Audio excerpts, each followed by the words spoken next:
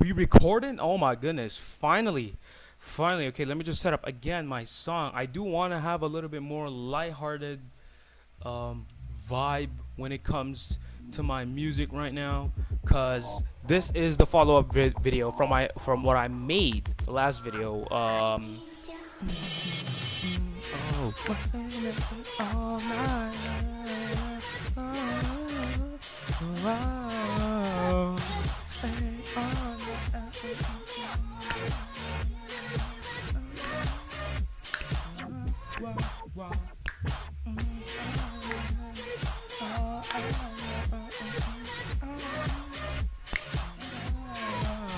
banger song, absolutely banger song. This is really nice.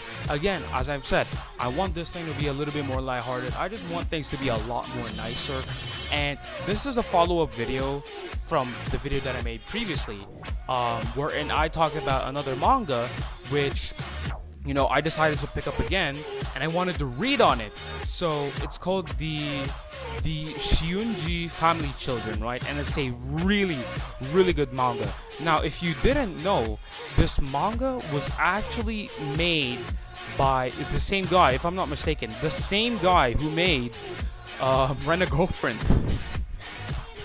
Yeah, it's made by this guy. The author was well, technically it's written by Reiji Miyajima, right? So um is it not the same guy? Yeah. Wait, no. No, it is. Oh my, I was tripping. I was getting my names wrong. It was actually Doga Kobo, um, who was producing the anime for this manga, which is super crazy. I just found out now that this manga. Well, I found out yesterday. I just found out yesterday that this manga was going to get an anime. And honestly, I'm not really on the ship of like gatekeeping this shit. This is actually really good. And as crazy as it seems, this manga was made by Reiji Miyajima, and he's known for his series. Just go check his Wikipedia. He's known for Akihabara. Wait, is it Akihabara? I don't know. It's AKB49, Renai Kinshi Jore, and Rent a Girlfriend, of course. Not it. And this is what I wanted to talk about. Apparently, a lot of people did not like Rent a Girlfriend because of just how look, me personally, I haven't read the manga. I haven't watched the anime for Rent a Girlfriend. But when you see a large consensus of people who don't really like it, I'm inclined to not read or watch it. And I know people might call that stupid. Yeah, I understand, because you haven't tried it out. You haven't tried it out yet, so it doesn't make any sense for you to just not pick the anime whatsoever. But the thing is, when you're mentioning that the characters, when you're mentioning that the main MC acts like this, where he's like weird as fuck, he's doing stalker shit and all this, I'm like, I don't want to have a main character like that. I don't want to support a main character like that. One thing that they also talked about, like the people who are reading the manga, was that it barely had any progression, and it was just really, really bad.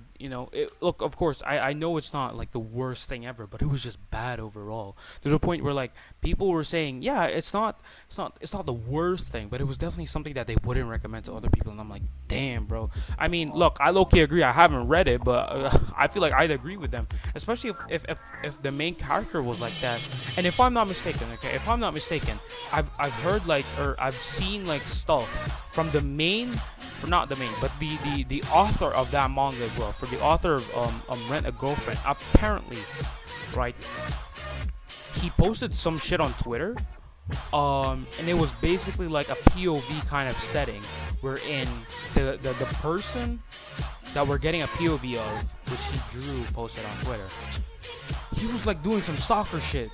I'm like, well, not stalker the video game, if you know what I mean, crazy reference, but he was doing some stalker shit that I was like, that's low-key weird. I mean, there was this one photo, if I don't exactly remember, but it was a photo wherein it was like a girl's like undergarments, and again, it was a POV thing, and he was like staring through a crack on like a door, and he was looking at this girl like just undressed, and I'm like,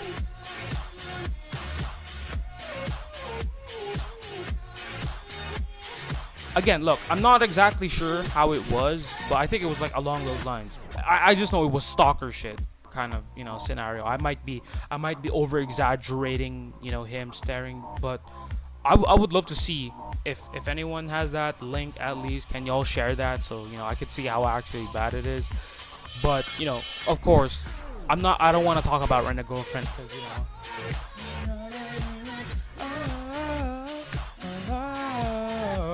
like people were saying a lot of stuff about Rent a Girlfriend, how the character was just bad. If memory serves me right as well, I'm not sure if it was the same one. I'm not sure if it was Rent a Girlfriend. I'm not sure if, or maybe it was a different anime. But apparently, there's this panel, right? I discovered this like years ago. But there was a panel. Again, not sure if it was Rent a Girlfriend or another anime. But I'm gonna just put it out there. Where like the main character has a girl that he likes, right? And I think they were already at that stage where both of them like each other. But for some reason, the fucking author decided, hey, you know what? We're gonna make it so that the main MC is gonna have some thoughts, okay? He's gonna have some thoughts where the female character that he likes is getting cucked. Or no, not the girl getting cucked, him getting cucked. He's imagining, the main character is imagining that he's getting cucked. And it's not even like some random guy butts in, tries to rizz her up kind of scenario. No, she was butt booty naked, he was butt booty naked, and the main character was imagining that scenario in his head. I'm like, I'm not even sure if that was from Rent a Girlfriend, but I wouldn't be surprised if the main character was that. And if it was real, like that was actually from Rent a Girlfriend and not some other anime or not some other manga. I just can't. I genuinely cannot believe. I cannot believe that this was the same author. I can't believe that the author of Rent a Girlfriend also made Shunji Keno Kodomo Tachi. It's like, oh my gosh, he made this. Cause let's just leave Rent a Girlfriend on the side now and let's talk about Shunji Keno Kodomo Tachi. Love it. Love it. People might say, yeah, it's kind of like your average rom-com, where it's like low-key a harem and all that. The main character has to go through all these hurdles, and it adds in a little bit of a flavor, a little bit of a spice, because he finds out that all the girls in his family are not blood related.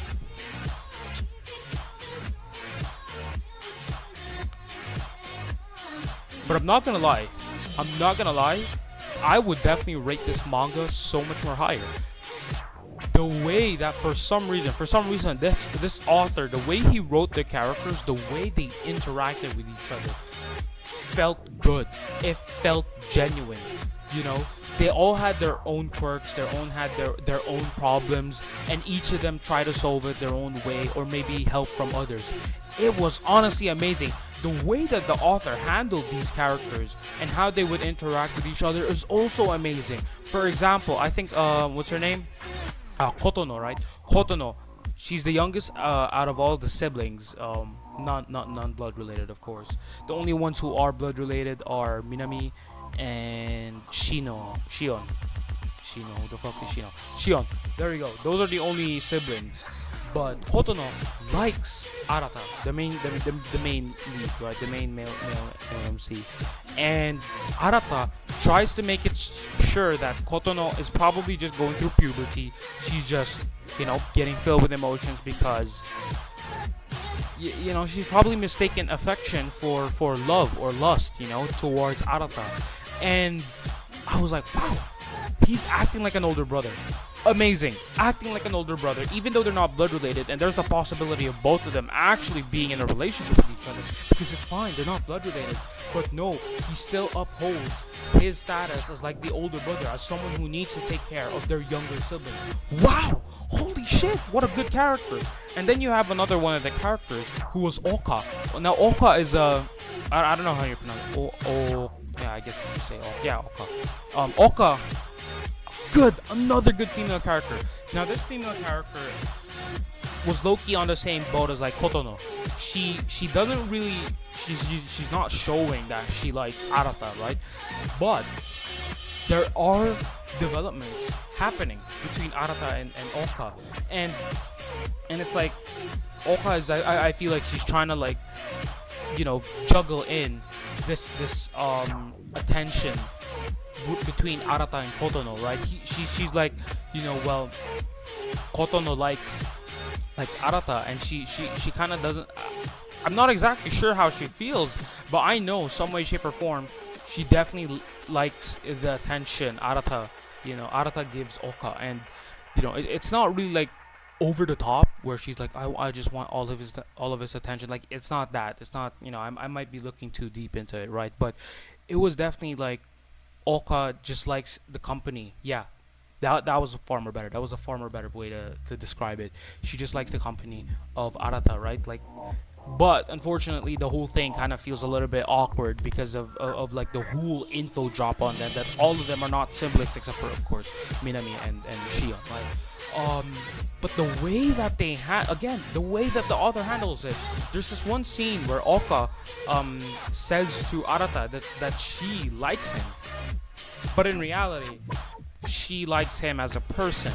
And Arata was like, oh, okay, you like me as a person. He doesn't say it. He's like, oh, he just kept it to himself. He's like, whoa, wait a minute, what? Did I hear that right? And then she continues to yap how she's like, she likes him as a person. And he's like, oh, yeah, okay, yeah. I'm happy that I kept it to myself. But the thing was, one of them heard it. Minami heard Kotono, or not Kotono, my bad. Minami heard Oka say those lines. She sends it to the GC when she was supposed to send it to someone. I think she was supposed to send it to Banri. I forgot who it was, but I think she was supposed to send it to Banri because she was the older student, and she was like getting advice from her or something. She tries to send it to Banri, realized that she accidentally sends it on the GC. She deletes it. But Kotono was fucking lurking. She was a lurker. On the GC. So she read it before Minami could even retract it. Before she could even send the message on the GC. So Kotono was like, oh shit, this information is actually crazy. She then tries to find out if Oka actually has feelings for Arata. So what happens is that Oka tries to like have some kind of conversation with Arata, and it kind of goes a little bit, it kind of develops into something, and the whole time Kotono was in a closet, so she heard everything. So now she's getting all these wrong information jumbled up, and she's like, oh my goodness, bro. Now that Oka, in her perspective, came out with all of this towards Arata, she's now looking at every single sibling in her family as a rival. And I'm like, whoa, this is really, really bad levels of misunderstanding. Really, really bad levels. Go on a few more chapters into the future. She confronts Kotono about, I don't know, Kotono confronts Oka about it. You know how every single rom-com author does this? They make it like one of the female characters notices that one of the other female characters likes the main character. She then tells the main character that she likes him as a person, but other girl misunderstands everything. She misunderstands everything, keeps on misunderstanding, and then guess what? It just spirals out of control. They never admit to each other. They never tell to each other the true feelings they have with the main MC, and they all fuck it up. Okay, and then at the end of the day, they all realize that they like the main character, so they never clear any misunderstanding.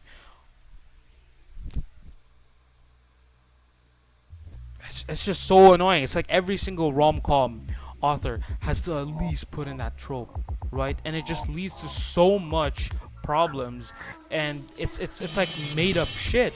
It's like, people would at least try to clear up misunderstandings. They would get to a point where they would want to know the information that they have in their brain. It's like it's torturing them, so they confront the person. Guess what? Kotono, a 14-year-old girl, has the mental maturity of someone who's like been through a lot of stuff. Respect to her, because she comes up to Oka, admits all of this. She tells her that she's listened on this. She also was in the closet as well. She tells her this. Oka clears it up.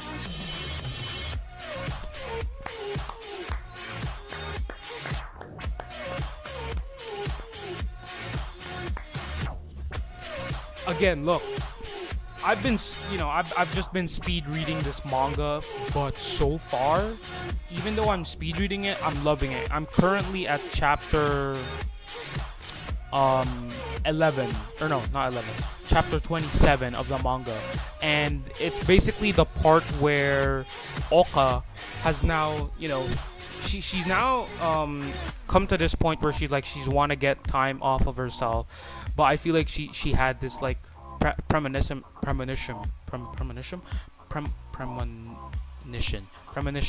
that if she did this, she could kind of play like the princess trope where she's getting chased. Not necessarily over the top. Again, not over the top, but for sure in the back of her head, she definitely had those thoughts. But again, she wanted like to have this. You know how like kids try to run away from their family when things don't go their way, and then they come back home and they're like, I'm sorry, and all just like that. Again, not really over the top with Oka, but she definitely had that vibe to it. Again, Arata in this whole arc as well, very very mature for a 16-year-old boy. He's already stood up as like this older brother. Very amazing, very freaking amazing.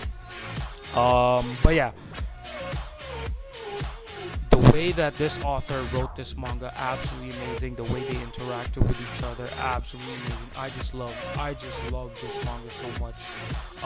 I have utmost respect to it. Again, it's not gonna be easily top 10 of my manga, but well written for again, it's not the greatest thing ever. It's not a masterpiece, but it's definitely good written characters. They have misunderstandings, they clear it up and all this. I'm happy. I'm very happy.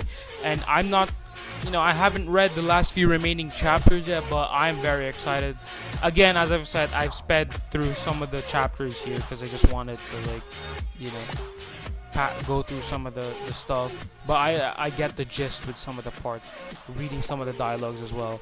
Although this time I want to go read in through more of the dialogues now, because I think it's getting so much more interesting now with how the characters are interacting with each other. But yeah, I've been enjoying this manga so far. Just love it, absolutely love it. Also, surprise, Mr. Wayland was here with us all along. Oka is apparently voiced by Rei Takahashi.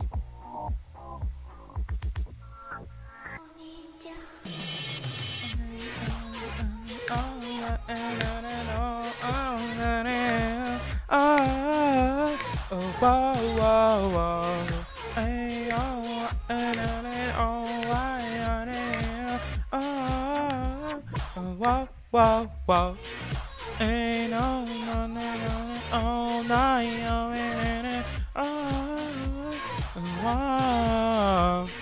Ain't all night. Also, funny enough, this song, the version of this song starts off, or I think this song starts off with a phrase that's very fitting for this video. Oni-chan moment. It do be like that sometimes.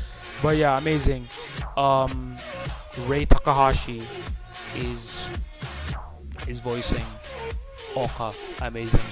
For Kotono's voice actor, it's Kana Ichinose, who voiced Ichigo from Darling in the Franxx. She's also voiced Fern from Soso no Frieren. Interesting. And Fairy Gone. Wow, that is an anime I haven't heard in a long time. But yeah, very cool. She's also voiced Maki in Kaguya-sama. Wow. What anime? What else did she do? Gleipnir. Okay. Golden Kamuy. Okay.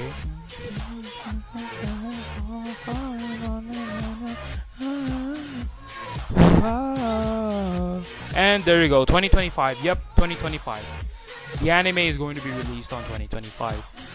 Who is voicing Seiha? By the way, best girl Seiha. Best girl Seiha. I like Kotono. She's very very cute. But honestly, I think she's just way too immature to be having feelings towards Arata. But bro, Seiha, best girl. Her voice actor is Marika Kono. She had roles as Uma Musume Pretty Derby. There you go. What else? She's been voice acting. Oh, never mind. What else? She's been in some pretty big names, like, but a lot of the stuff she did was like side character roles. Holy shit. She's voiced in Food Wars, Shokugeki no Soma, as a Service Division Girl D. Voiced in The Fruit of Grisea, or I forgot the name of this in Japanese. Yeah, she's voiced in that anime as well as Danny's sister. She's voiced in Overlord as well as Nemu Emot and Vampire Bride. She's also voiced in Prison School as a couple woman. She's also voiced a character in Your Lie in April as a female student. She's also voiced someone in A Disastrous Life of Psyche, Mai Mai in season 1 episode 20. The animation for PSO2, ReZero as Petra, Satchan as in Mitsuboshi Colors, Shirley / Mai in Sao, and of course Suzuka in Uma Musume Pretty Derby. As a Seiren, oh my goodness, that's crazy. She's also voiced a girl in One Piece. Oh man, but she's also voiced in Kaguya-sama. Interesting. That's it. Do I not know any big names she's done? No big names. No anime. She's also done Blue Archive. Wow. But yeah, look. I love Seiha. I love her. Little interjection about Seiha. Have y'all noticed, like, if you're also reading this manga, have y'all noticed how Seiha acts? Like, she does a bunch of stuff with Arata, right, to get a reaction out of him, to find out if he has like doki feelings for like the siblings, right? And she's done it 3 times already. Trying to get like an advantage, I guess, or trying to an upper hand over Arata to find out if he has feelings for say Kotono. So she's trying to like keep him in line. She's like the more smarter of the siblings. I don't want to say mature. She's far from mature. If you want mature, no one. Not even Binary, bro. Not even Binary. Again, little interjection. This fucking author did like this side chapter kind of thing where it's like Banri. There was a part in that side chapter where Banri asked Arata to hold up 2 fingers like this. She just removes all of her toes. I was so scared at that panel. Bro, it was a jump scare. It was like she just told him, just put up 2 fingers. So he does this, right? Arata pulls up 2 fingers like that, like this, exactly this. It's covering his eyes or something. And she lifts her shirt and takes her shorts off. I'm like,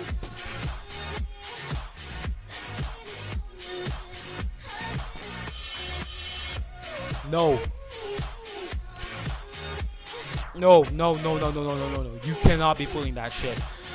That low-key awoken something inside me, but I didn't wanna raise it because I was trying to be as mature. I'm a chill guy. I don't want to be someone who's like immediately aroused by stuff like that, kind of shit. But I would be a liar if I said I didn't. I would be a liar. I mean, look, I'm a dude, okay? So I'm like, no one. Did you just pull off the shit? First of all, Arata couldn't really block it with his two fingers. What if the positioning was off? He had a much more higher chance of making his positioning wrong. It was just fucking crazy, bro. But yeah, going back to Seha to me best girl. Seha to me best girl. But you definitely see it in her, bro. When she does this like experiment, she's done it I think 3 times already, where she's trying to find out if Arata has feelings for Kotono or any of the siblings, right? I know for a fact behind her, like at the back of her head, she was definitely like hoping for something. Hoping for something. She's done it like 3 times already. She's done like you can't wipe her out. You can't just take her out. You definitely know for a fact that she is doing this because she has some kind of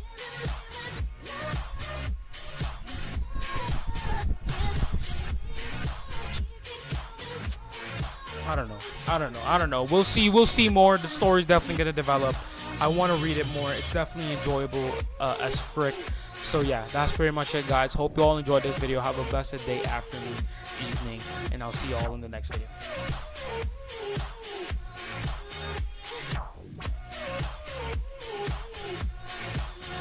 Talk to me.